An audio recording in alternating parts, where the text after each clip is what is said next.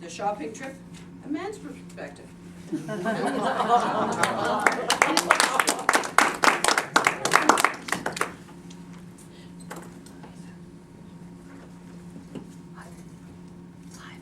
I believe that men and women are different.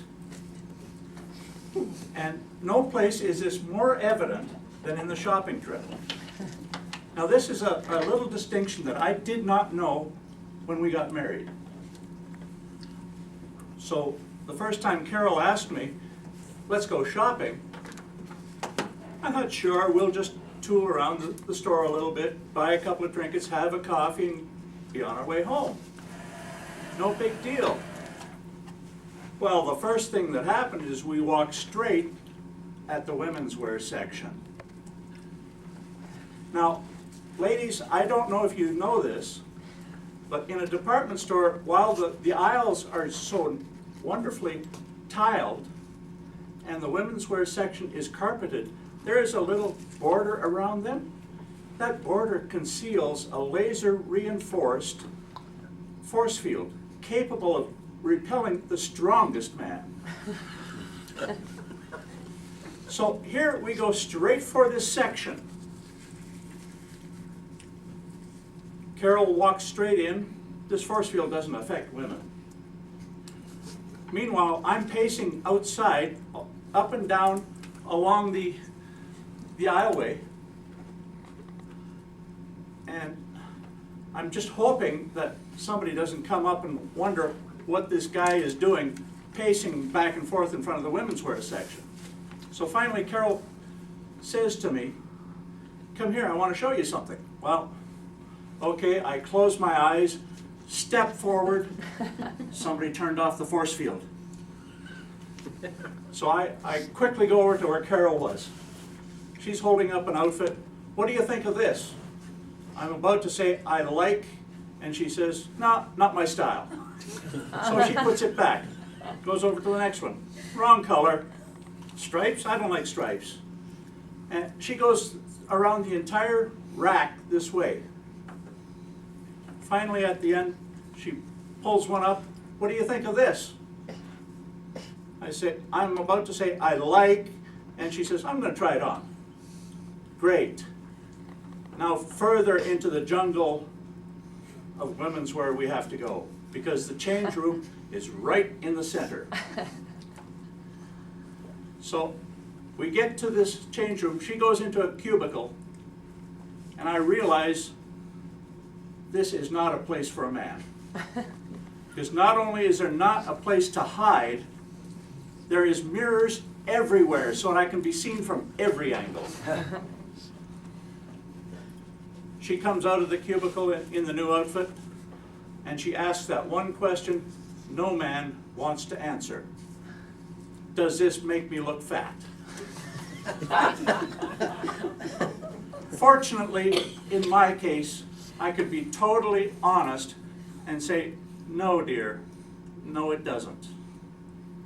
Some people may think that that's a line, but I tell you true, that she is still the slender, young, beautiful woman today that she was when I married her.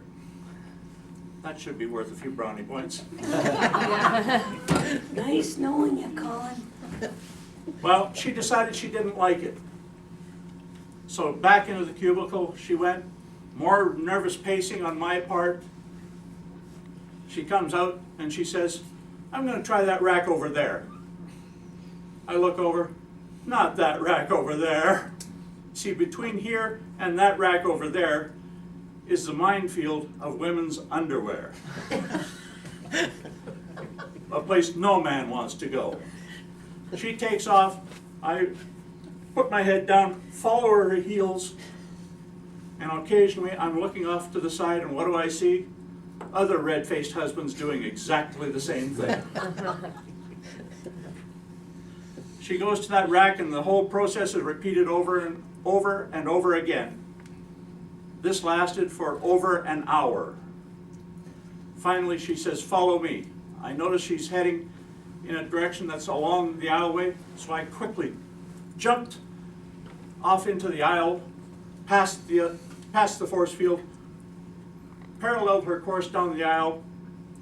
She went to the first rack, grabbed the first outfit she looked at, said, "I'm going to buy this."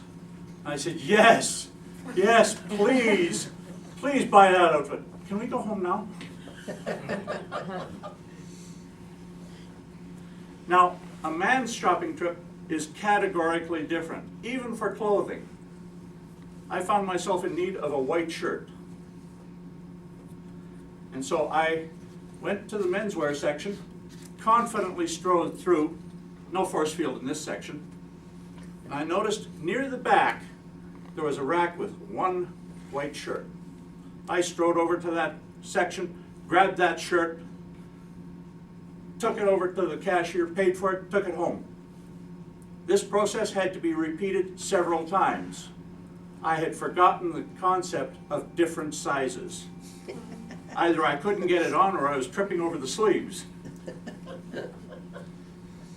So finally I went back, and this time, right in the back of the menswear section, there was a group of white shirts. I went through, grabbed one, looked at it. Next size 18. I'm next size 18. Yes, me have shirt, me shirt man. Took it home. Now, to have this happen so easily is not regular, as is shown by my next shopping trip. Carol told me I needed 2 white shirts. Now, what does a man need with 2 white shirts? But I was told I needed it, so I went.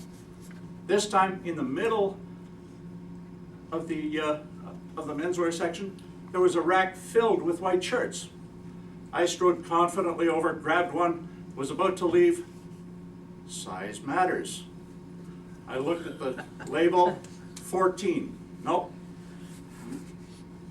Went through a few more, 16. Nope. 22. What man would wear 22? Then over, size 18. Yes, I grabbed it. Me have shirt. Me shirt man. Took it to the cashier, paid for it, went home.